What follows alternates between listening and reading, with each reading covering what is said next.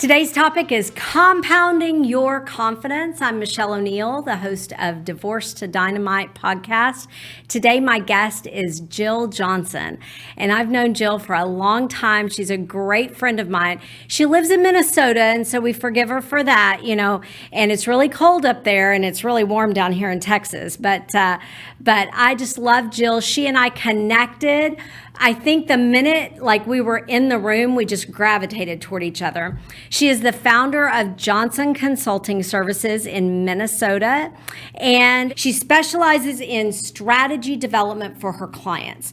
And she has personally impacted more than $4 billion worth of decisions for her clients. Can you believe that? $4 billion worth of decisions for her clients. She is a two-time Hall of Fame inductee. And just last week, she was named one of Minnesota's best women-owned business owners. So welcome to my podcast, my good friend, Jill Johnson.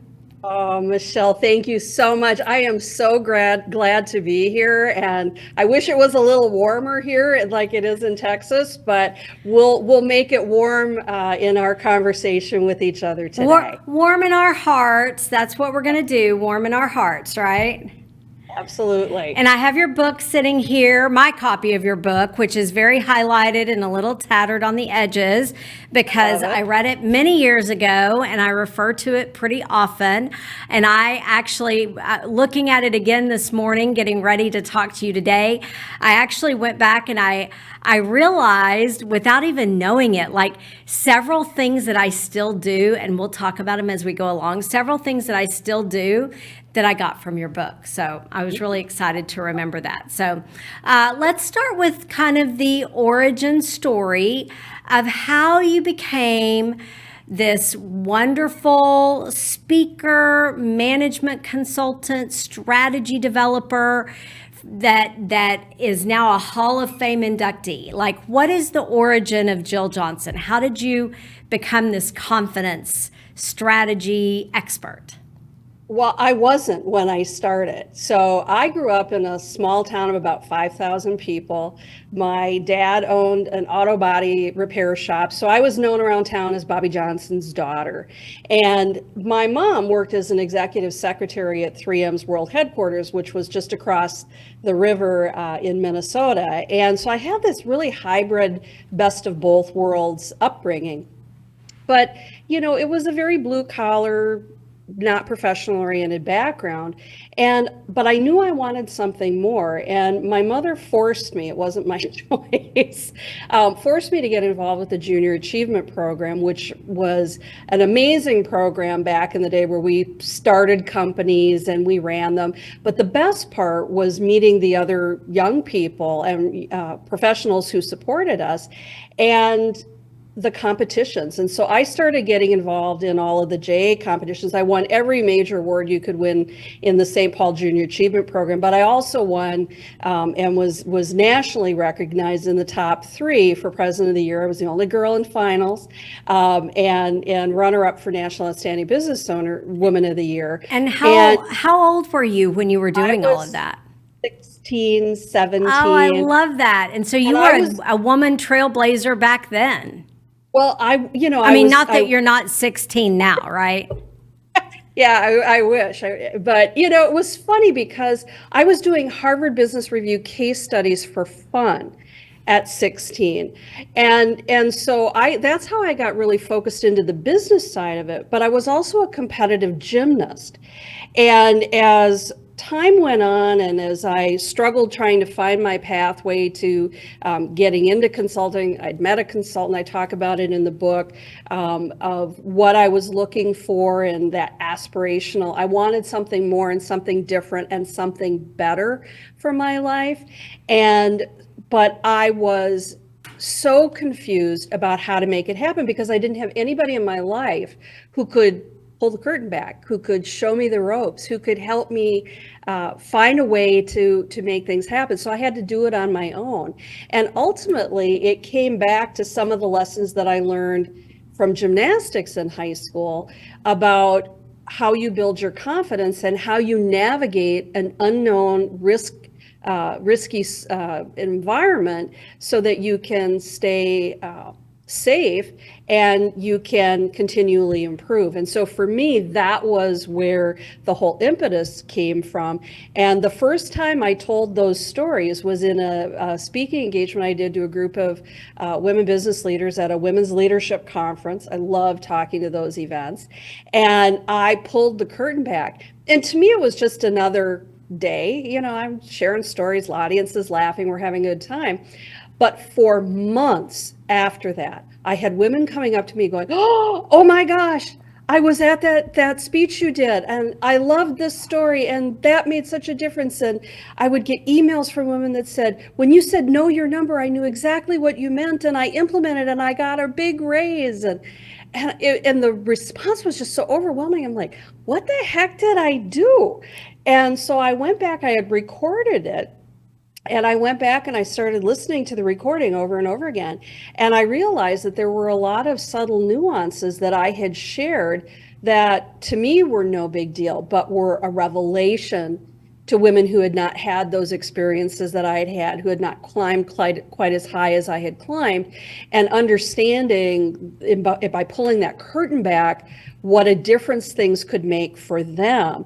And that transcript of that speech became the first draft for the Compounding Your Confidence book. I love that, because it sounds to me like what you hit on, maybe even without knowing that you hit on it, you really hit on kind of the authenticity and the vulnerability of your own story.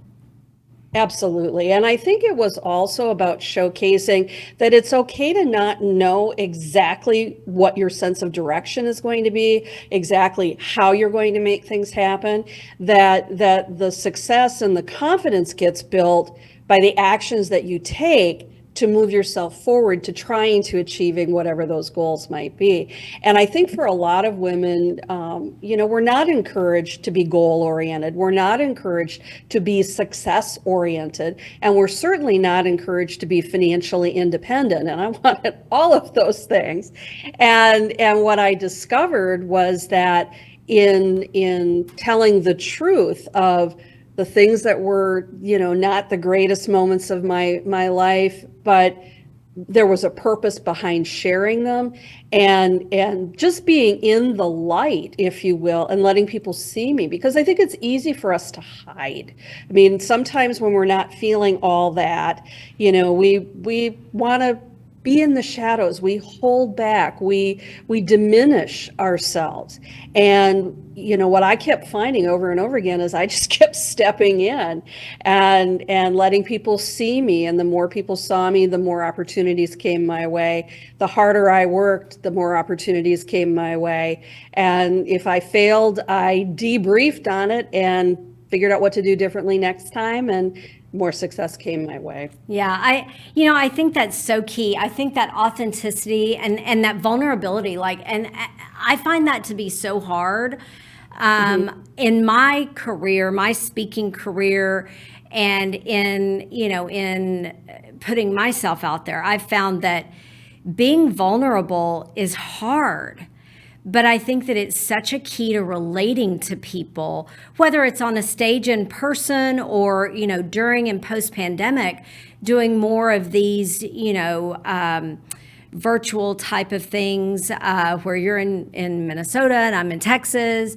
And this is going to be on YouTube, doing even things virtually or on social media. Exposing your own vulnerabilities, your own insecurities, and then how you overcame them. I think people are just resonating with that more and more and more. And I think they're tired of the slick, over perfection of television or celebrities or whatever. And I just think people are just so resonating with authenticity and vulnerability. I couldn't agree more. But I think part of it is about taking matters into your own hands as much as you can as well. So, a lot of professional speakers I know just they get cringy when they have to watch video of themselves because they hate how they sound, they hate how they look. And these are world class speakers that they go on the big drama quest about, I got to look at video today. And I look at everything because I'm not looking at it to say, oh, you suck. I'm looking at it to go, wow, you did that better than you did last time. Now, next time, let's take a look at how you can improve on. And I pick one thing, not 80 things, one thing. And I give self-affirmation about the things that I did well. And the first time I was on TV a decade ago, or well, it was more than that, but when I first really started intentionally watching my video, I was hand waving all over and bobbing and weaving and moving. And I'm like, and I watched the video and I went, oh my, that doesn't work. And so as I had, continued to do more and more of that, by the time we hit the pandemic and we were now having to communicate with people via Zoom and in this remote way where you're on camera, I had already spent quite a bit of time refining my camera skills. So, I still had to learn the technical parts of it, of this piece, but I had been working intentionally on building skills. And in the book, I talk about one of the critical elements of how you build your confidence is you build it through progressions. Yeah. And that's something, again, I learned it in gymnastics, and you don't start doing Olympic level work. You start on the floor with bent knees and unpointed toes, and then you intentionally work over time and you improve and you continue to stretch and grow. My husband's in the food service industry, and he calls that tits. Time in the right? He calls that time in the trenches. Yes. Or what Zig Ziglar, I know you're a Ziglar fan, what Ziglar would call the 10,000 hours, right?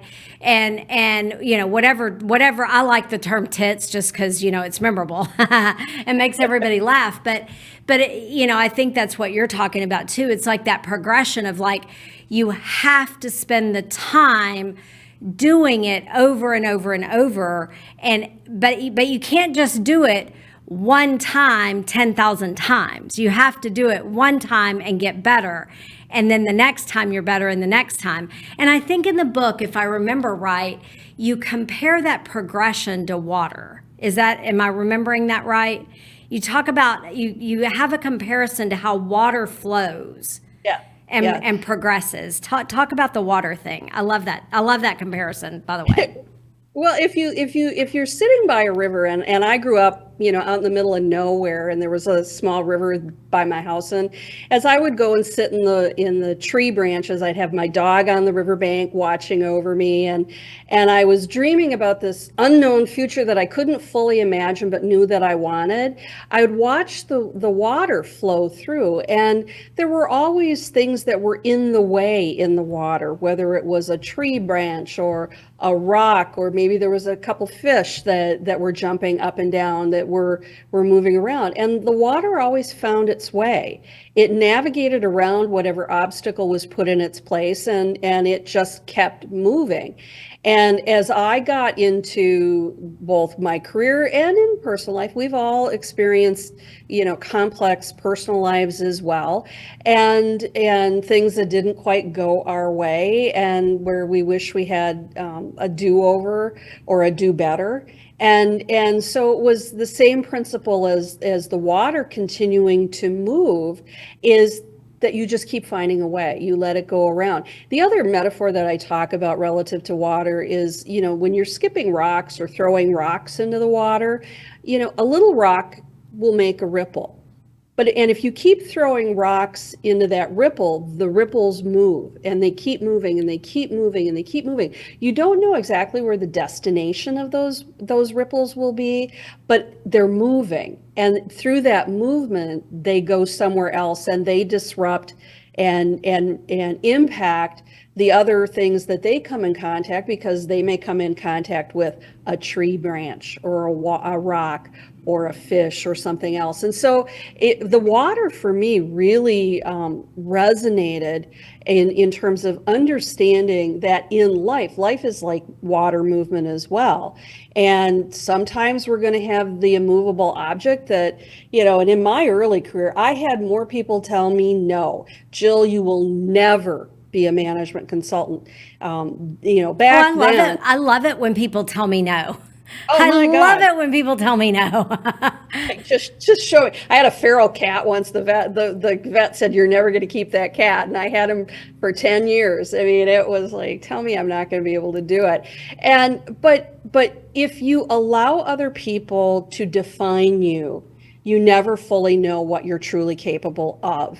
And I think that when I wrote the book Compounding Your Confidence, the idea for me was that I wanted to provide some encouragement, that I wanted to provide some perspective and some reminders that we've all had places and periods of time in our life where we've been, man, we were just on top of it. We just felt like everything. And we've all had moments where we felt like we couldn't get up off the floor. And the key is, as you move through your progressions, so you're building that skill and you get to a certain level of mastery, and then you move to the new level.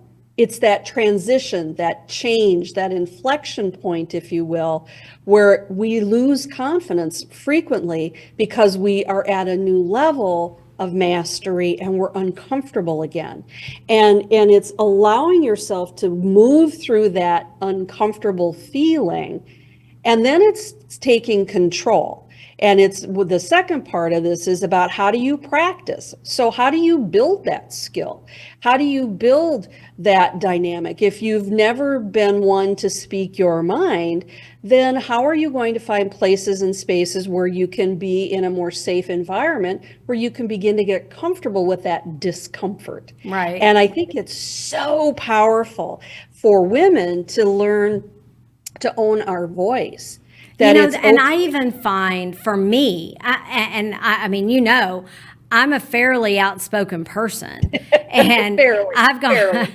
I've gone a lot of years in a profession where my job is to be outspoken.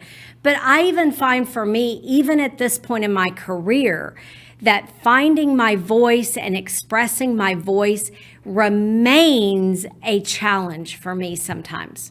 So And how do I overcome that?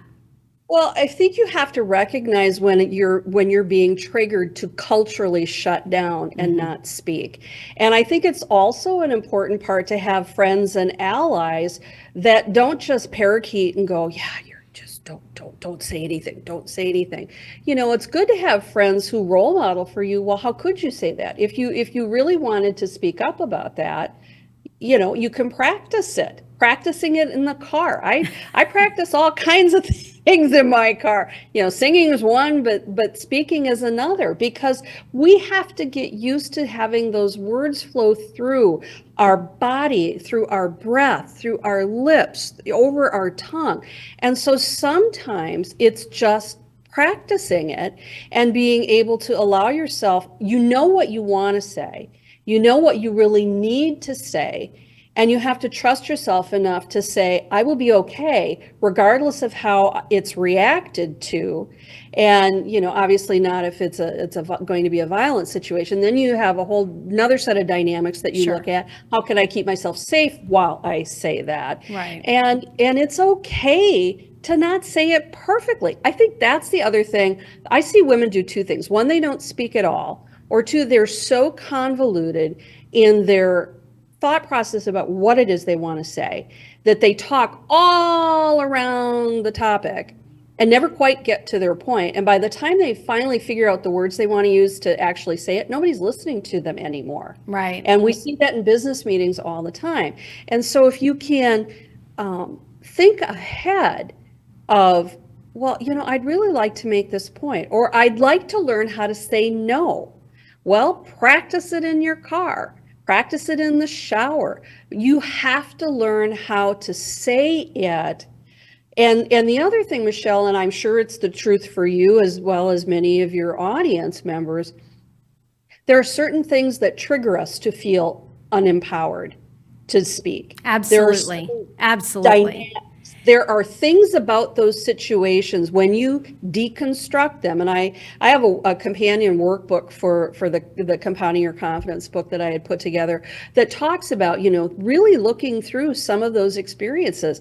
And I would suggest that if anybody's feeling like they've got a repetitive pattern of when they feel uncomfortable, because you are all that, so there is some very nuanced subtlety in when you're in a moment where you feel like you aren't able to speak, to try and deconstruct, to figure out what is that reminding you of. Is that something Sure. that is familiar from when the teacher at school reprimanded you for something that you said, and you're in a room with somebody and the way they looked at you or the way the tone of their voice triggered an old memory that isn't real at all.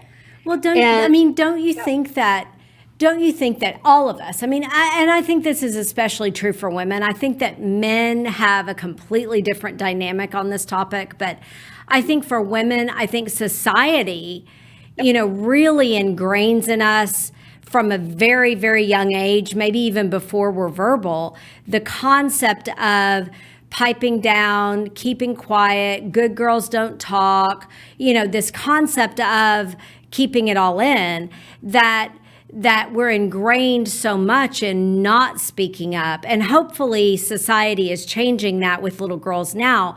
But I think it just is almost societal that some of us, hopefully us strong career women, have taught ourselves mechanisms to overcome it. But I think even just societally, strong women, even like me, that have just over a career spent a lifetime learning how not to be silenced, even still are affected by those societal things that happened to us when we were little girls.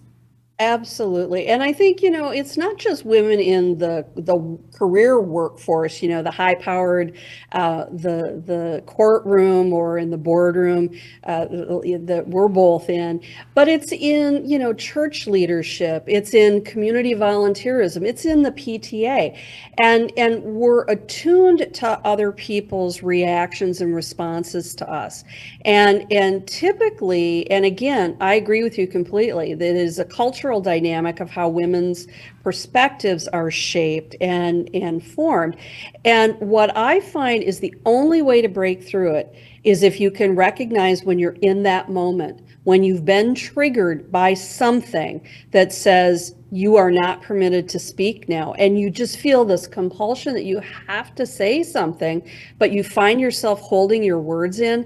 That's the moment where you have your strategies for what are you going to do. Maybe it's you're going to take a big deep breath. Maybe you're going to ask for a break so you can break the energy sometimes in the room. I used to do that a lot when I worked in the corporate consulting arena.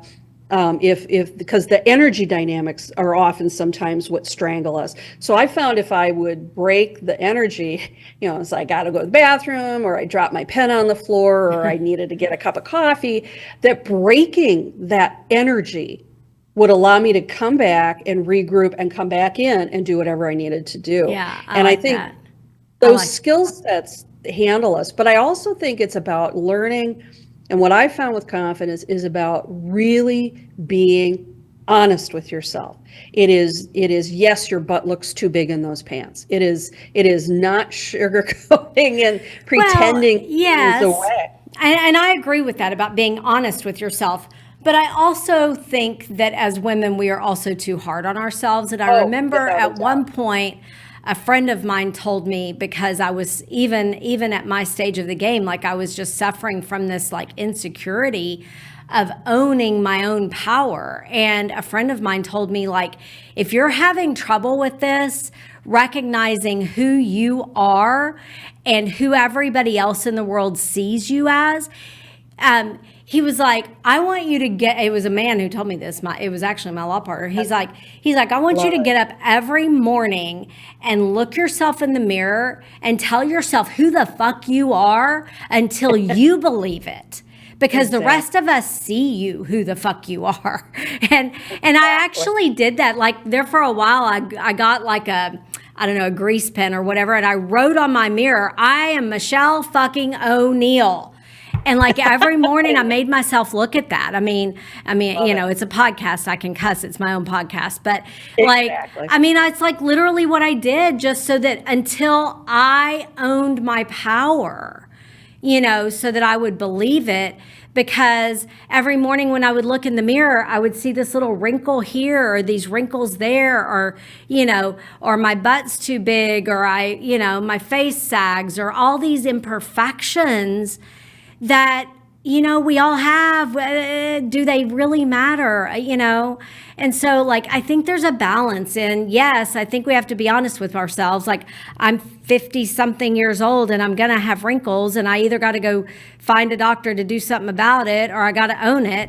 But I also think there's like, we've got to just accept this reality and own ourselves and own our power, Well, and I would take it a step further. When I say, yes, your butt looks too big in the pants, I don't mean it as a critique. I mean, do I need to go shopping and buy something that fits better? Right? Right. I mean, that's really what Let's for go me. shopping. I want to go shopping. Let's go shopping on that.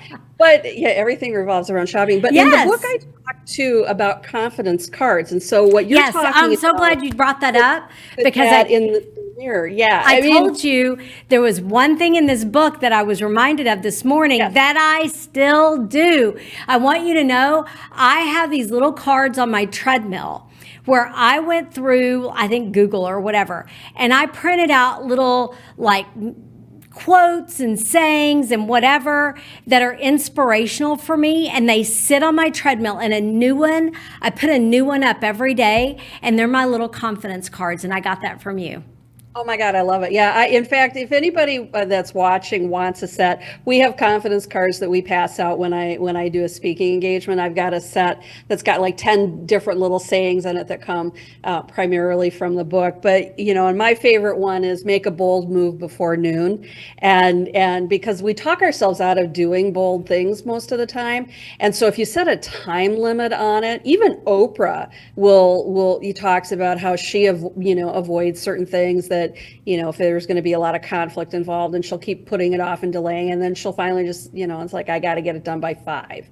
And so if you set a deadline, and I like noon, because if you can get over it, then usually you get kind of been on a roll, and then you can continue doing the things that you need to do during the day. But, I'm happy to send anybody a set. If you just reach out via the email and say that you heard me on the Divorce to Dynamite podcast, and we'll send you a copy of the confidence cards. Well, and you hit me a softball, leading me right into, if people want more of Jill Johnson, how can they reach you? Well, we have 2 websites. So if you're looking on the business consulting side, that website is www.jcs-usa.com. And if you want to find me on social media or my professional speaking website, it's Jill Johnson USA. That's the moniker everywhere. So the website is jilljohnsonusa.com. And on LinkedIn, Instagram, Twitter, it's Jill Johnson USA, just with the @ sign. So you can find me all those formats. And Compounding Your Confidence is available on Amazon. Is that right? Yes. Yeah. If you want a bulk order, call me. I've got a book discussion guide. So if you and some of your friends want to work together and talk through some of the topics and the content, I have a book discussion guide. So you just send me an email at jill@jcs-usa.com. Again, jill@jcs-usa.com. Happy to send you the book discussion guide. It's a really great thing, because I find if we process this kind of insight with each other, like you and I are talking today, if you've got if your listeners and viewers have some people that they go, oh my gosh, my friends and I should talk about it. This is exactly the kind of thing that you should do together as a group. I even have a workbook that's on Amazon. You can usually find it through the book. It's a little bit more career focused, but it all applies the same way.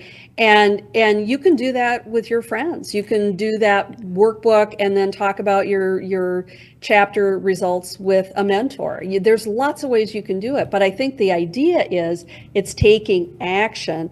And then, Michelle, I hope we have a chance to talk about the course a little bit too. Well, we have 15 seconds left. We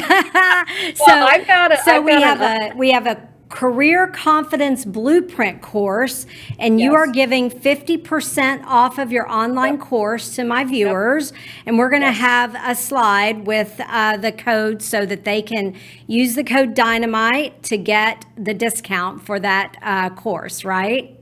Exactly. And it's me walking through 15 modules, 15 modules. That's 5 major segments.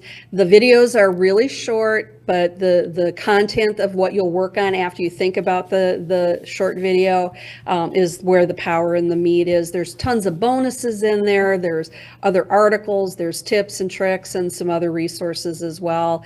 And where can you find a mentor for roughly $150? I mean, it's not possible. That's so awesome. I'm going to leave everybody with my favorite quote from your book, and that is, if you don't hold your head up, your crown falls off.